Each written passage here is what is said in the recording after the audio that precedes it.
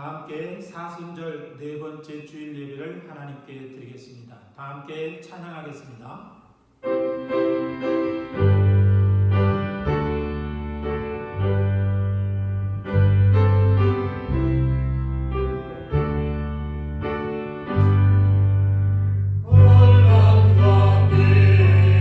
주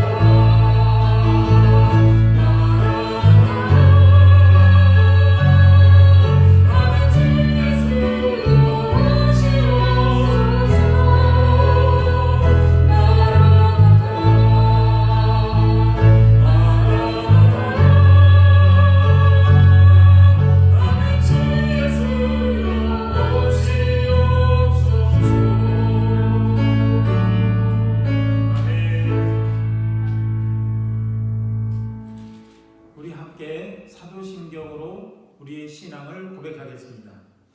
전능하사 천지를 만드신 하나님 아버지를 내가 믿사오며 그 외아들 우리 주 예수 그리스도를 믿사오니 이는 성령으로 잉태하사 동정녀 마리아에게 나시고 본디오 빌라도에게 고난을 받으사 십자가에 못 박혀 죽으시고 장사한 지 사흘 만에 죽은 자 가운데서 다시 살아나시며 하늘에 오르사 전능하신 하나님 우편에 앉아 계시다가 저리로서 산 자와 죽은 자를 심판하러 오시리라.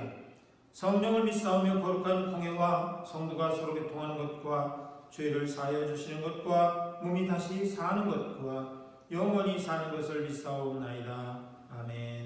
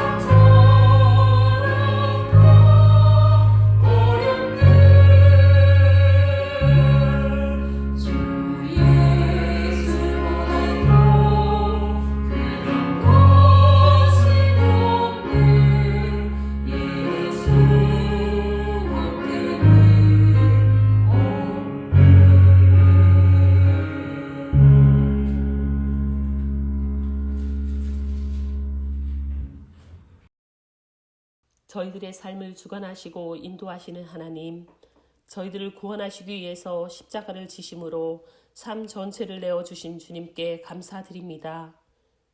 이 시간 예배드리는 가정마다 주님의 크신 사랑과 은혜가 있게 하시고 하나님께서 기뻐 받으시는 예배가 되도록 인도하여 주옵소서. 코로나로 인해 두려운 마음과 불안한 마음으로 지내고 있는 모든 국민들을 지켜주시고 모든 바이러스가 박멸되도록 도와주시옵소서. 모든 분야가 멈추고 정지되어 모두들 힘들고 어려운 중에 있사오니 먼저 믿는 저희들 하나님을 온전히 섬기지 못하고 기도하지 못한 것을 용서하여 주옵소서. 마가복음 5장에 야이로에게 두려워하지 말고 믿기만 하라고 말씀하신 예수님의 음성이 이 시간 우리의 가슴을 울리기를 원합니다. 성령님의 세미한 음성을 듣기를 원합니다. 인간의 연약함을 깨닫고 주님을 가까이 하며 여호와 라파 치료의 하나님만을 바라보며 의지하고 살게 하옵소서. 코로나로 인해 주일 예배가 중단되고 가정 예배를 드리고 있는 이때에 우리의 믿음이 후퇴하는 일이 없게 하시고 하루하루의 소소한 일상이 얼마나 큰 축복이었는지를 깨닫게 하옵소서.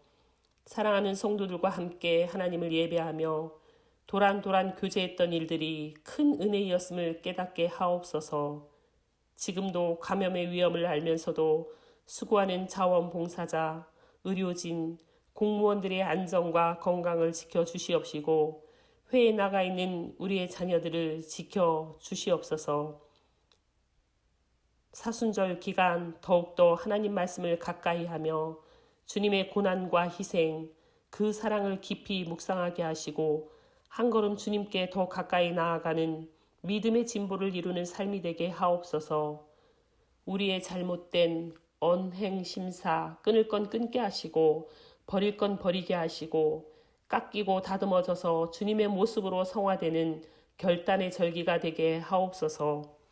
그리스도 없이 살아갈 수 없는 우리의 삶에 날마다 그리스도의 마음으로 채우시고 바라보고 따라갈 본이 없는 시대에 우리의 영원한 모범이신 주님을 바라보고 따르게 하옵소서. 이 시간 목사님께 성령 충만함을 허락하셔서 선포되는 말씀이 각 가정에까지 이르러 가정에서 드려지는 예배마다 은혜가 넘치게 하옵소서. 우리를 구원하신 예수님의 이름으로 기도드립니다. 아멘.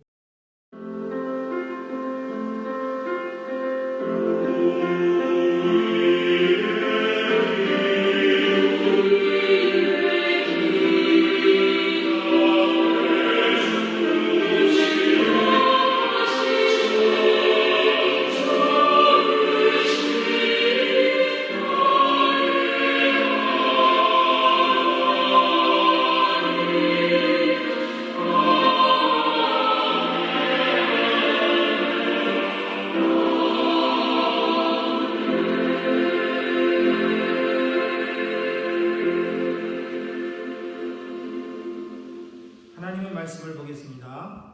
하나님의 말씀은 빌립보서 1장 12절에서 21절 말씀입니다. 빌립보서 1장 12절에서 21절 말씀입니다.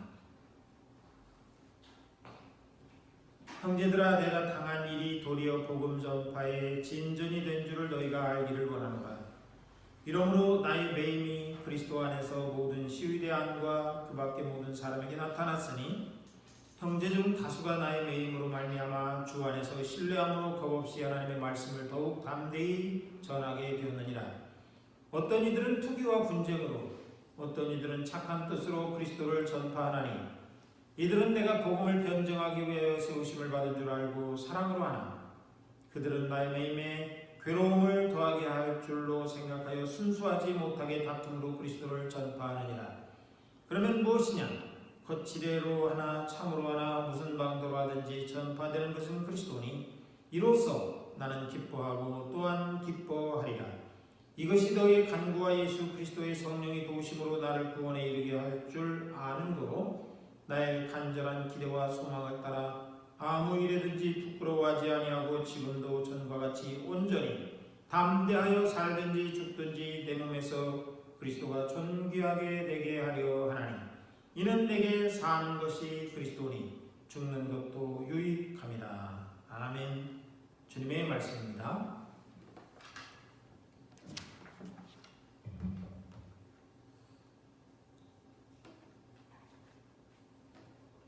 우리나라에 왔던 선교사들의 이야기를 보면 목숨 걸고 복음을 전한 분들이 참 많습니다. 전남 목포에 왔던 선교사가 있는데요. 1998년도에 미국에서 의사가 되고 그리고 미국 남장로교회 후원으로 해서 선교사로 온 선교사, 그의 이름이 클레멘트 오웬이라고 하는 사람. 우리나라 말로 참 번역된 그 이름이 뭐냐면 오원이라고 하는 선교사입니다. 10원이 아니고 얼마요? 5원. 값으로 하면 5원. 근데 그의 이름이 5원이라고 이렇게 번역이 돼서 우리나라에서 활동했는데요. 이 사람은 의사로서 전남 목포에서 병원을 만들고 그리고 많은 사람들의 질병을 고쳐주고 또 복음을 전하고 선교사 역할을 하다가 한 10년쯤 지난 다음에 광주로 와서 광주에서 또 병원을 만들고 그 당시에 우리나라 사람들이 참 무서워했던 문둥병을 치료해주는 그런 병원을 운영하고 했습니다. 근데 이렇게 헌신적이고 희생적으로 선교하고 많은 사람들의 병을 고쳐주던 이 오원 의사는 43살에 급성 폐렴으로 그만 목숨을 잃고 말았습니다. 참 안타까운 일이죠. 그러니까 이렇게 목숨을 걸고 희생하는 사람들의 도움으로 많은 사람들이 예수님을 믿게 되고 또 복음이 자리 잡아가게 됐던 것을 볼 수 있습니다. 우리는 이 세상에 살면서 복음 전파하는 데에 한 통로가 되어야 합니다. 한번 여러분 같이 해주세요. 우리는 복음 전파의 통로가 되어야 합니다. 시작. 우리는 복음 전파의 통로가 되어야 합니다. 그렇습니다. 예수님은 이 세상에 오셔서 구원의 통로가 되신 분입니다. 예수님이 계시지 않았더라면 어떻게 구원의 길이 열릴 수가 있었겠습니까? 예수님께서 오셔서 십자가를 지시고 죽으시고 부활하심으로 우리에게 영생의 길이 열렸다고 하는 것을 여러분 믿으시지 않습니까?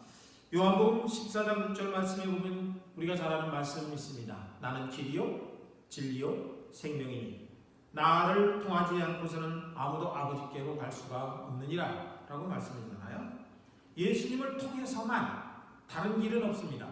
사도행전 4장 12절에 있는 말씀과 같이 다른 이름은 없다 라고 하는 것처럼 다른 길은 없다. 오직 예수 그리스도 그분만이 하나님 아버지께로 가는 통로가 된다. 이렇게 말씀합니다. 예수를 믿는 우리 그리스도인들은 복음의 통로가 되어야 합니다. 복음의 통로는 구원과 축복으로 가는 통로가 되는 것이지요.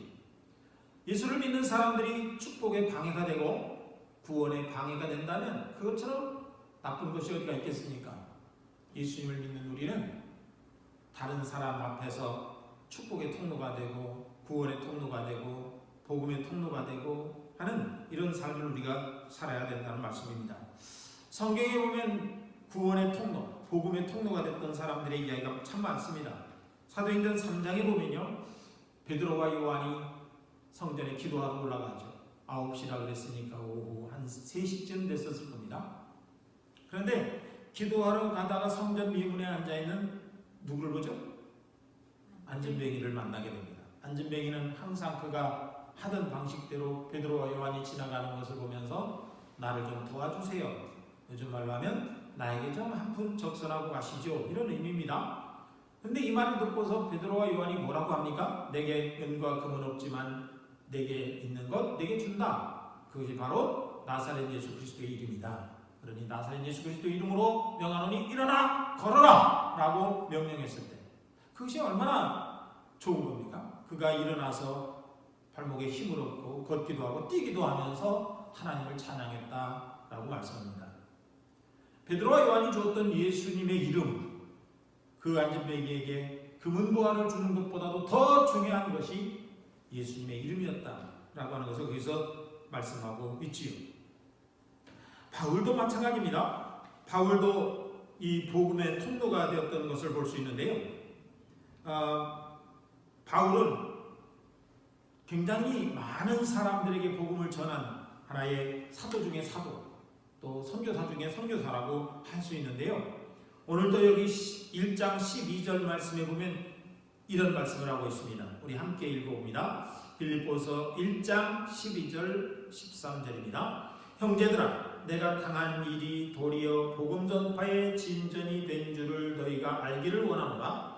이러므로 나의 매임이 그리스도 안에서 모든 시위대안과 그 밖의 모든 사람에게 나타났으니 라고 말씀하죠. 그러니까 여기서 바울이 당한 일이라고 하는 것은 감옥에 갇히는 일이에요. 여기서 나의 매임 13절에 기록되어 있는 이 말은 바울이 지금 어디에 있는 겁니까? 감옥에 있다는 말이에요. 감옥에 있는데 내가 여기 감옥에 있지만 감옥에 있는 것 때문에 복음 전파하는데 더 도움이 되기를 원한다. 그런 말씀이에요. 바울이 감옥에 갇혔던 이유를 우리가 사도행전 16장에서 볼 수가 있는데요. 바울은 감옥도 참 많이 들락날락했어요. 빌립보에 가서는 빌립보 감옥, 나중에는 로마 감옥 이렇게 들어갔다 나왔다 했는데 오늘 여기 빌립보서를 쓰는 이 감옥의 현장은 로마 감옥을 의미하는 것이에요. 로마 감옥에 있으면서 이 빌립보에서 복음 전도할 때 있었던 일, 그걸 이제 사람들한테 회상시키는 거예요. 근데 사도행전 16장 말씀해 보면 바울이 이제 그쪽 지역을 전도하러 갔어요. 선교하러 갔어요. 그랬더니 거기에 한 여종이 귀신 들려가지고 사람들에게 점을 쳐주고 돈을 받아요. 우리나라도 그런 거 있잖아요. 이렇게 지나가다 보면 어느 곳에 점 봐주고 말이죠. 요즘에는 사주팔자라고도 하죠. 그런 거 봐주고 돈을 받고 이런 거죠. 그러니까 이 귀신 들려가지고 사람들에게 점을 봐주고 돈을 받는 사람인데 이 사람이 바울을 향해서 날마다 뭐라고 해요. 하나님을 믿는 바울 네가 하나님의 권능으로 어쩌고 저쩌고 하면서 그냥 귀신 들려가지고 중얼중얼 하면서 바울을 향해서 그렇게 하는 거예요. 그러니까 이걸 바울이 며칠 동안 봤어요. 하루, 이틀, 3일. 이제 도저히 못 봐주겠다. 때가 된 거죠. 그래서 그 귀신 들린 여종을 향해서 귀신아 나가라. 예수의 이름으로 명한다. 그 여자에게서 귀신 나갈지어다 라고 바울이 외치니까 그 여자에게도 귀신이 나갔어요. 그래서 이 여자가 온전한 정신이 돌아왔어요. 그러니까 더 이상 이 여자가 지나가는 사람들 보고 점을 쳐줘야 되는데 온전한 정신으로는 점을 쳐줄 수가 없는 거예요. 그러니까 사실은 이 다른 사람의 사주팔자 봐주고 운명을 봐주고 미래를 봐주고 한다고 하는 거 이거 사실 이거 옳은 게 아니에요. 그것을 알 수 있는 분은 오직 한 분밖에 없어요. 누구? 우리가 믿는 하나님 아버지 그분만이 아시는 거지 몰라요. 근데 이렇게 귀신을 내쫓고 이 여종이 건강한 모습으로 돌아서니까 더 이상 돈벌이가 없어져 버린 거예요. 그런데요, 더 불행한 것은 이 여자를 고용한 주인이 있었어요. 그러니까 우리나라도 이런 그 악질적인 이 나쁜 구조를 갖고서 돈벌이하는 사람들이 있다고 하는데 그건 참 나쁜 거죠. 다른 사람을 시켜서 돈벌이하면 그걸 다 빼앗아갖고 말이죠. 옛날에 우리나라 아이들 시켜서 껌 팔고 돈 벌어오게 하는 이 앵벌이라고 했던가요? 지금은 그런 거 없어졌을 거예요. 아마 구경하기 힘들 거예요. 보기 어려워요. 그런데 이렇게 귀신 들려서 돈벌이하는 사람을 고쳐주었는데 이 돈을 벌던 주인이 딱 보니까 우리 이제 돈벌이가 없어졌어요. 굶어 죽게 생겼어요. 그러니까 이 주인이 바울과 실라를 붙잡았어요. 붙잡아가지고 그 사람을 끌고 가서 이 바울과 실라를 끌고 가가지고 관리들한테 넘겼어요. 관리들한테 넘겼더니 관리들이 어떻게 했느냐? 그게 이제 16장 9절 말씀부터 나오는데요. 제가 읽어본 이런 말씀입니다. 여종의 주인들은 자기 수익의 소망이 끊어진 것을 보고 바울과 실라를 붙잡아 장터로 관리들에게 끌어갔다가 상관들 앞에 데리고 가서 말하되 이 사람들이 유대인인데 우리 성을 심히 요란하게 하여 로마 사람인 우리가 받지도 못하고 행하지도 못한 풍속을 전한다 하거든. 무리가 일찍 일어나 고발하니 상관들이 옷을 찢어 벗기고 매로 치라 하여 많이 친 후에 옥에 가두고 간수에게 명하여 든든히 지키라 하니 그가 이러한 명령을 받아 그들을 깊은 옥에 가두고 그 발을 착고에 든든히 채웠더니 한밤중에 바울과 실라가 기도하고 하나님을 찬송하며 주 예수들이 듣더라. 이 말씀이에요. 그러니까 바울과 실라가 요즘 말로 하면 온통 된통 얻어 터졌어요. 뭐 잘못해서요? 귀신 들린 사람 고쳐줘서. 사실 의학적으로 보면 귀신 들린 사람 고쳐준 게 뭐 잘못이에요? 오히려 잘한 일이잖아요.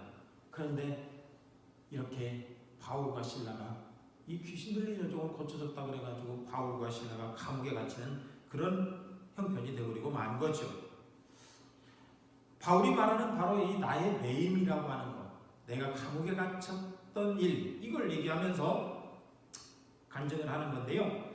빌립보 감옥에 갇혔어도 바울은 거기 간수들에게 복음 전도를 했어요. 찬송하고 기도했을 때 복음 전하는 이야기를 듣고서 간수들이 회개하고 거기서 예수 믿겠다고 하고 자기 집으로 초청해서 또 대접하고 이런 일들이 일어났잖아요. 그러니까 바울은 어디 가서든지 복음 전하는데 최선을 다했다고 성경은 말씀하고 있어요. 또 감옥에서 오네시모를 만나서 오네시모가 회개하고 새 사람 되어서 살아가도록 그렇게 도와줬고요. 바울은 어떤 환경에서든지 그리스도를 전파하는 것이면 다 했어요. 예수님이 증거되기만 한다면 나는 무슨 일이든지 하겠다. 이런 자세가 바울의 자세입니다. 오늘 말씀의 18절 말씀을 보세요. 18절 말씀에 보면 이렇게 말씀하고 있어요. 그러면 무엇이냐? 거칠애로 하나 참으로 하나 무슨 방도로 하든지 전파되는 것은 그리스도니 이로써 나는 기뻐하고 또한 기뻐하리라. 예수님이 증거되기만 한다면 나는 기뻐하겠다. 이런 얘기. 그러니까 내가 어떤 고난을 받느냐, 어떤 환난을 당하느냐, 내가 어떤 핍박을 받느냐, 이것이 문제가 아니고요. 예수님이 증거되기만 한다면 나는 더 이상 소원이 없다. 그러니까 우리가 바울의 그 믿음 생활 앞에서 보면 우리가 얼마나 작은 사람인가 하는 것을 우리가 느낄 수가 있잖아요. 물론 이제 그렇지 않은 사람도 많이 있겠지만 말이죠. 우리는 어떤 형편에서든지 복음을 증거하는 복음의 통로가 되는 삶을 살아야 합니다. 가정 예배를 드리는 형편이지만 여러분 가정에서도 이런 시기에 더 복음에 굳게 서는 때가 되어야 합니다. 말씀과 기도로 무장하고 또 여러분의 믿음이 성숙하도록 그렇게 살아야 되는 것입니다. 믿음이 해해지거나 믿음이 식어지는 것은 있어서는 안 될 일입니다. 믿음이 식어지면 계시록에 보면 어떻게 됩니까? 차지도 않고 덥지도 않으면 토해내버리겠다. 버림받고 말게 되는 거예요. 없어져 버리게 되는 것이죠. 여러분 예배하면서 가정 예배 드리면서도 가정을 중심으로 해서 살아가면서도 가족 간에도 복음을 이야기하시기 바랍니다. 믿음을 이야기하시기 바랍니다. 가족 간에도 서로 신앙 간증을 하시기를 바랍니다. 부모와 자녀가, 자녀와 부모가 서로 믿음을 이야기하는 시간이 될 수 있기를 부탁드립니다. 디모데후서 4장 2절 말씀에 보면 이런 말씀을 합니다. 너는 말씀을 전파하라. 때를 얻든지 못 얻든지 항상 힘쓰라. 범사에 오래 참음과 가르침으로 경책하며 경계하며 권하라. 때가 이르리니 사람이 바른 교훈을 받지 아니하며 귀가 가려워서 자기의 사욕을 따를 그런 스승을 많이 두고 또 그 귀를 진리에서 돌이켰다는 이야기를 따르리라. 그러나 너는 모든 일에 신중하며 고난을 받으며 전도자의 일을 하며 내 직무를 다하라. 디모데에게 부탁합니다. 여기 말씀에 보면 바울이 언제나 전도하는데 힘써라 이런 이야기인데 바울 자신이 그렇게 사니까요. 말씀드린 대로 감옥에 있든지 밖에 있든지 어디에 있든지 바울의 관심은 뭐였다고 그랬어요? 오직 누구만 증거되면? 그리스도만 증거되면 나는 더 이상 소원이 없다. 이거니까요. 때는 얻든지 못 얻든지 항상 힘쓰라. 언제든지 always 항상 어떤 환경에서든지 all circumstance 어떤 일이 있든지 간에 그리스도를 전파하는데 초점을 맞추고 살아라. 이런 이야기입니다. 그런데요. 이 디모데서의 말씀 보면 사람들이 복음을 잘 받아들이지 않더라는 거예요. 그러니까 지금만 그런 것이 아니고 옛날에도 그랬던 거예요. 예나 지금이나 복음 전하는 그런 노력과 수고를 해도 받아들이는 사람은 정한 사람밖에 없다는 거예요. 택함 받은 사람밖에 없다는 거예요. 그래서 믿음은 모든 사람의 것이 아니다 이렇게 말씀하지요. 믿음은 모든 사람의 것이 아니다. 데살로니가서 말씀하고 여기 말씀에 보면 사람들이 바른 교훈을 싫어한다. 그러니까 바른 교훈인데 싫어해요. 그런 얘기 하지 마. 듣기 싫어. 그런 얘기 하지 마. 뭐 이런 거. 나한테 그런 얘기 하마. 당신에게 필요한 건 복음입니다. 라고 얘기하면 나한테 그런 얘기 하지 마. 이 듣기 싫어하는 거예요. 하나님의 말씀을 듣기 좋아하는 사람을 찾아야 되는데 그게 쉽지 않죠. 사람들이 바른 교훈을 찾지 않는 이유는 왜 그러냐? 욕심을 쫓아가기 때문에 그렇다 이렇게 말씀하잖아요. 여기도 말씀해 보면 자기의 귀가 가려워서 자기의 사욕을 따를 스승을 많이 두었다라고 말합니다. 그러니까 내가 귀가 가려우면 귀를 어떻게 해주는 사람? 귀를 파줄 사람? 뭐 이렇게 귀를 긁어줄 사람? 그러니까 등이 가려우면 등을 긁어줄 사람? 이렇게 편하게 해주는 사람을 말한다는 거예요. 그러니까 귀가 가려워서 스승을 많이 듣다는 말은 내 귀에 듣기 좋은 소리만 해주는 사람을 쫓아간다는 거예요. 그러니까 뭐 하는 사람? 나를 칭찬해주고 나를 사랑한다고 하고 나를 좋아하고 하는 사람만 쫓아간다는 거예요.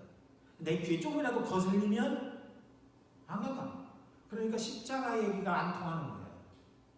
우리 많은 교회 성도 여러분, 이 사순절 기간에 십자가가 여러분의 마음 중심에 있는 기간이 되기를 축복합니다.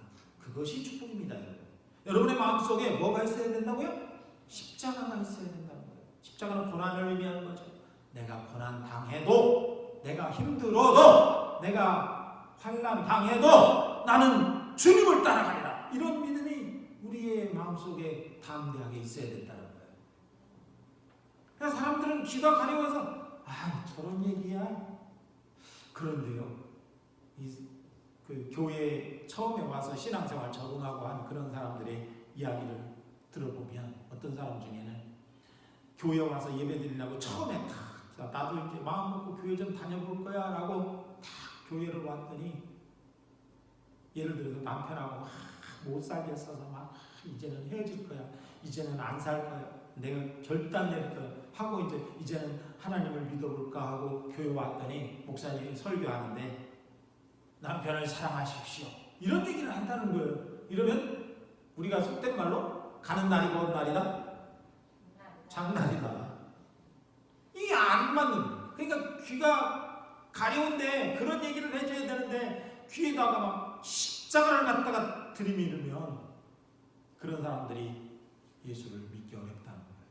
그러니까 그런 이야기죠. 그러니까 사람들이 귀가 가려워요. 그러나 우리는 이 사순절 기간을 지나면서 내 귀에 듣기 좋은 예수님의 말씀을 듣는 것이 아니고 내 마음을 아프게 한다 할지라도 그것이 주님의 말씀이라면, 내가 힘들고 어려워도 그것이 주님의 기쁨이 된다면 우리는 그 길을 갈 수 있는 마음을 가진 사람, 그것이 바로 예수님의 복음에 뭐가 되는 사람일까요? 통로가 되는 사람이 된다는 말씀입니다. 여러분, 그런 삶을 사시기를 주의 이름으로 부탁합니다. 또한 여기 말씀을 보면 사람들이 복음을 받아들이기 힘든데 왜 그러냐면 허탄한 이야기에 끌린다는 거예요. 이 허탄한 이야기는 쓸데없는 이야기라는 거예요. 쓸데없는 이야기가 무슨 얘기냐? 디모데후서의 말씀에도 보면 사람들이 이 족보에 대해서 관심을 갖는데요. 족보가 뭡니까? 조상 몇 대 조상부터 뭐 쭉 써놓은 거, 그것이 족보잖아요. 저도 백시로서 이 백시의 그 가문을 쭉 보면 제가 몇 대 자손이냐면 32대 자손이에요. 32대 자손인데 뭐 1대 그 조상이 누구냐, 뭐 백창경이라든가 누구 있대요. 막 그러면서 백시 가문이 어떻고 막 종친애가 어떻고 막 이런 얘기를 해요. 나는 별로 그런 데 관심 없어요. 디모데후서에 보면 사람들이 그런 족보에 관심이 많은데 왜 그러냐면 그 족보를 보면서 우리 족속이 뛰어난 족속이다 이런 걸 자랑하려고 그런다는 거예요. 그래서 우리나라에도 뭐 김이박이라고 있잖아요. 특히 이씨 같은 분들은 우리 교인들 중에도 이씨가 있습니다만 이 씨는 자기 조상 것을 올라오면 누가 있다 그래요? 이 씨? 조선 왕조도 쫙 있잖아요. 이 씨가 왕 아니고. 근데 우리나라 대통령도 초대 대통령이 누구? 이승만. 그런데 그게 자랑거리입니까? 얼마나 부끄러운 일도 많고 그렇습니까? 우리는 그런 걸 자랑할 것이 아니에요. 그게 무슨 상관이 있어요? 우리가 자랑할 것은 예수님이 나를 위해서 죽으시고 나를 위해서 부활하시고 나의 죄를 씻어주시고 내가 예수님 때문에 행복하게 살 수 있게 됐다는 것, 내가 죄인의 몸에서 벗어나서 하나님 나라 갈 수 있는 주님의 이름을 통해서 내가 의의 길을 갈 수 있다고 하는 것, 이것보다 더 감사한 일이 어디 있습니까? 여러분, 이것이 여러분의 자랑거리가 될 수 있기를 주의 이름으로 축복합니다. 이것이 바로 복음의 뭐가 되는 사람입니까? 통로가 되는 사람이에요. 그러니까 그 사람이 무엇을 자랑하느냐 보면 그 사람의 수준이 나타나는 거예요. 그 사람이 무엇을 자랑하느냐? 내가 예수 믿는 사람이 됐다는 것을 자랑할 수 있는 사람, 내가 예수님의 이름을 불러서 예수님이 나의 주님이 되고 내가 예수님께 기도하면 예수님이 나의 기도를 들어주신다고 하는 이 관계 속에서 사는 사람, 이런 사람이야말로 자랑거리가 넘치는 사람입니다. 우리는 그런 사람으로 살아야 될 줄로 믿습니다. 신천지에서 잘못된 교리로 사람들을 유혹하는 것을 봅니다. 14만 4천이라고 하는 숫자를 가지고 우리는 뭐 14만 4천에 들어가는 사람이 된다. 그 진짜 쓸데없는 짓이거든요. 성경은 그렇게 말씀하는 게 아니거든요.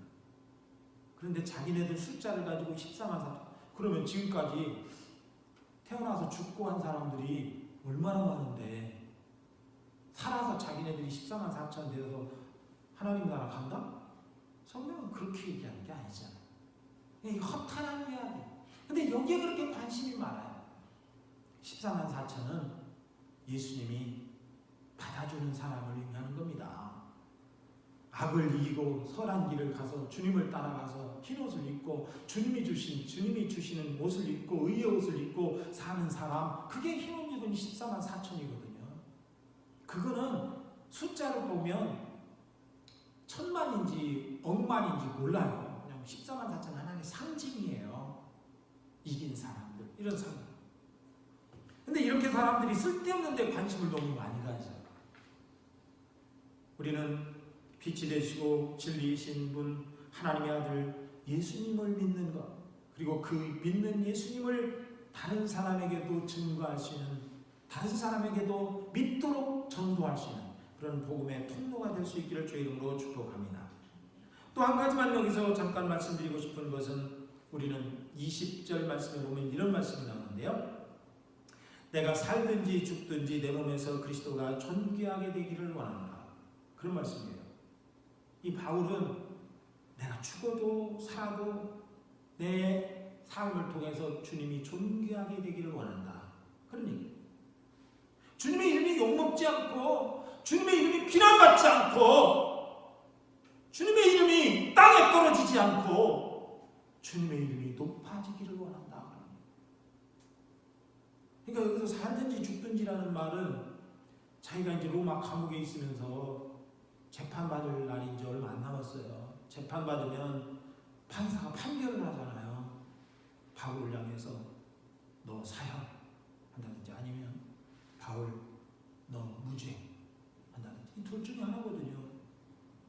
근데 결국 바울은 거기서 순교당했지만, 그러니까 이렇게 내가 사형을 받든지 내가 풀려나든지 자유의 몸이 되든지 사형에서 죽든지 어떻게 되든지 나는 주님의 이름이 높아졌으면 좋겠다. 이것이 바울의 소원이에요. 얼마나 위대한 생각입니까? 여러분, 우리가 이 세상을 살아가면서 대한민국 국민으로서 나는 어디에 가서도 어떤 일이 있어도 나는 대한민국의 이름이 높아졌으면 좋겠다라고 하는 마음 가지고 사는 사람이 있을까요? 뭐 젊은이들은 농담 반 진담 반으로 군대 얘기 나오면 나 도망갈 거야. 전쟁이 터지면 나 도망갈 거야. 이런 얘기를 하는 세상이잖아요. 교회, 나는 정말 어떤 일이 있어도 나는 우리 많은 교회를 위해서 살 거야. 나는 어떤 일이 있어도 우리 대한민국이 세워진 십자가 주님의 교회를 위해서 살 거야. 이런 마음 가진 사람 우리나라 곳곳에 있겠죠. 근데 그렇게 갖지 못한 사람들, 그런 마음 갖도록 이 사순절에 우리가 더욱더 깊은 믿음을 갖도록 해야 할 줄 믿습니다. 그래서 우리가 예수님의 그 존귀하신 분을 모시고 사는 사람이기 때문에 우리 또한 존귀한 사람들이라고 하는 것입니다. 그래서 여러분은 따라서 해주시기 바랍니다. 상대방에게, 가족이면 가족, 여러분들에게 너는 존귀한 사람이야. 당신은 존귀한 사람입니다. 왜요? 우리가 존귀하신 예수님을 모시고 사는 사람이기 때문에 우리의 삶은 존귀한 삶이 되어야 되는 거예요. 그런데 성경에 보면 우리가 죄짓고 타락한 인생으로 살아가게 되면 우리는 존귀한 인생이 될 수가 없어요. 우리가 회개하고 예수님을 영접하고 내가 예수님이 가신 길을 따라가는 사람으로서 살아갈 때 우리는 존귀한 인생으로 살아갈 수가 있게 되는 것을 볼 수 있습니다. 로마서 6장 17절 말씀에 보면 하나님께 감사하리로다 너희가 본래 죄의 종이었더니 라는 말씀을 주시고 있어요. 예수님의 은혜를 누릴 사람은 어떤 사람이냐? 죄의 종이 아니에요. 예수님을 믿고 예수님을 통해서 죄 사함 받고 그런 사람이 은혜를 누리며 살 수 있는 사람이 되는 것이지요. 그래서 예수님 말씀해요. 너희는 나의 안에 거하라. 나의 안에 거하라. 말씀하죠. 20절 말씀, 살든지 죽든지 재판을 앞두고 있는 이 바울의 고백, 내가 사형을 받든지 풀려나든지 나 인생을 통해서 그리스도만 높여지고 증거된다면 나는 아무 상관이 없다라고 하는 이러한 믿음. 찬양 중에 이런 찬양이죠. 예수님처럼 바울처럼 그렇게 살 순 없을까? 남을 위하여 당신들의 온몸을 온전히 버리셨던 것처럼 예수님처럼 바울처럼 자기네들의 목숨을 위해서 산 것이 아니고 다른 사람을 위해서 하나님의 영광을 위해서 살았던 그분들의 인생 말입니다. 사순절 기간에 우리는 더욱 힘써 주님의 가신 길을 따라가는 사람들이 되어야 합니다.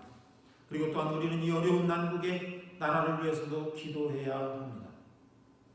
나라와 세상이 온통 힘들어도 이때를 통하여 주님의 복음이 가리워지지 않기를 우리는 기도해야 합니다. 성도들을 통하여 주의 복음이 앞으로 살아나기를 기도해야 합니다. 넘어져도 다시 일어났던 그런 사람이죠. 오뚜기처럼 안전뱅이가 예수의 이름으로 일어난 것처럼 우리의 믿음 또한 안전뱅이와 같은 그런 아주 힘없는 그런 신앙의 삶에서 우리는 예수의 이름으로 일어나는 역사가 있어야 될 줄로 믿습니다. 우리 그리스도인들이 복음의 예수를 따라서 질서 있고 선하게 살아가고 십자가를 지는 그런 마음으로 살아가면 여러분의 가정이 복음으로 일어나게 될 줄로 믿습니다. 우리가 복음의 정신을 가지고 복음의 다른 길을 따라가게 된다면 교회는 하나님께 영광이 될 줄로 믿습니다. 그리고 우리가 살고 있는 이 사회도 복음의 능력 안에서 아름답게 변해갈 줄로 믿습니다. 사순절을 사는 성도들의 삶을 통해서 복음이 더욱더 확장되어 갈 수 있기를 주의 이름으로 축원합니다. 기도하겠습니다. 하나님 아버지, 오늘 우리에게 주신 말씀같이 우리가 어떤 형편에서도 주님의 구원의 복음이 전파되도록 통로가 되게 하여 주옵소서. 주님을 따라 사는 존귀한 성도로서 사순절 기간에 우리의 생활 속에서 사랑과 순종의 향기가 가득 넘치게 하옵소서.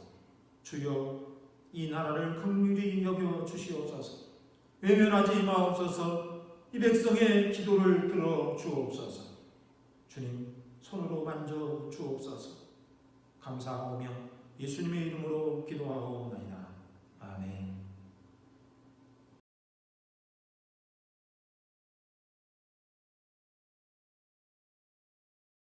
많은 교회 성도님들 안녕하세요. 잘 지내고 계시나요? 코로나 때문에 많이들 힘드시죠? 저희도 많이 힘들어요. 교회도 가고 싶고 그리고 우리 성도님들 너무너무 보고 싶은데 우리 가족들이 어떻게 지내는지 우리 우진이가 대표로 얘기를 해줄 거랍니다. 잠시만요. 우리 우진이 안녕하세요. 안녕하세요. 요즘 어떻게 지내나요? 밖에 나가지도 못하고 교회도 못 가고 학교도 못 가니까 집에서 좀 심심해요. 그러면은 밖에 못 나가는데 집에서 뭐 하고 노나요? 보드게임이랑 또 방방도 타고 베란다에서 킥보드도 타요. 베란다에서 킥보드 타요? 너무 슬픈 얘기네요. 우리 우진이 그러면 우리 성도님들한테 하고 싶은 말 있어요? 네. 한번 해주세요. 저는 잘 때마다 코로나 없어지도록 맨날 기도하는데 모두들 다 기도하고 계시죠? 우리 모두 다 같이 기도해서 코로나가 빨리 없어지기를 기도합니다. 우리 모두 건강하게 잘 지내고 교회에서 빨리 만나요. 바이바이. 사랑해요.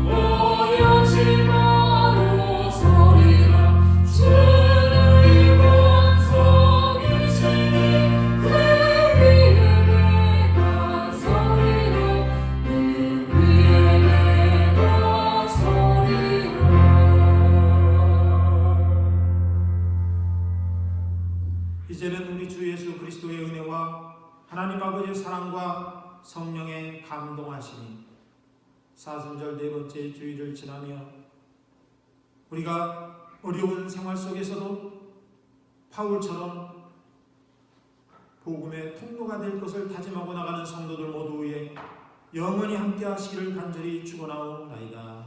아멘.